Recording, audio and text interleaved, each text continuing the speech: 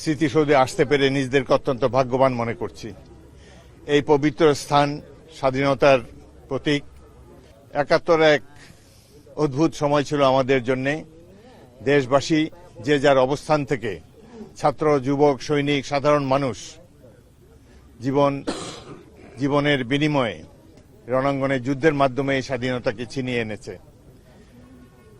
৭১ মহান মুক্তিযুদ্ধের মূল লক্ষ্য সাম্য, মানবিক মর্যাদা, সামাজিক সুবিচার প্রতিষ্ঠার জন্য ত্রয়োদশ জাতীয় সংসদের প্রতিটি সদস্য শপথবদ্ধ এবং আমরা সবাই মিলে চেষ্টা করব যাতে বাংলাদেশের অর্থনৈতিক উন্নতি হয়। একটি বৈষম্যহীন সমৃদ্ধ বাংলাদেশ গড়ে তোলাই আমাদের লক্ষ্য। প্রত্যেকটি রাজনৈতিক দল আমরা ঐক্যবদ্ধ থাকব। বিশেষ করে এই মাফিয়ারা যাতে আর পুনর্বাসিত হতে না পারে, দেশে আবার তাদের পুনরুত্থান যাতে না হয়, সেজন্য প্রত্যেক গণতান্ত্রিক শক্তি, রাজনৈতিক দলকে আমরা আহ্বান জানাচ্ছি। আশা করি আগামী দিনগুলোতে জনগণের স্বপ্ন বাস্তবায়ন করতে আমরা সক্ষম হব। সংসদের স্লোগান দেওয়া ঠিক না, এটি সংসদের রেওয়াজের বাইরে।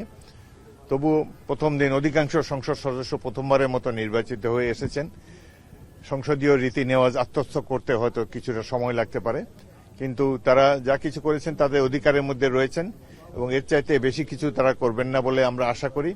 এবং এই সংসদ সরকারি দল এবং বিরোধী দল মিলেই বাংলাদেশের উন্নয়নের পথে এগিয়ে যাবে। একটি সমৃদ্ধ বাংলাদেশ গড়ে তোলার জন্য আমরা সবাই মিলে চেষ্টা করব। রাষ্ট্রপতি শাহাবুদ্দিনের ব্যাপারে আমি কোনো কমেন্ট করতে চাই না। তারা তাদের রাজনৈতিক দৃষ্টিভঙ্গির থেকে এই কার্যক্রম গতকাল চালিয়েছেন।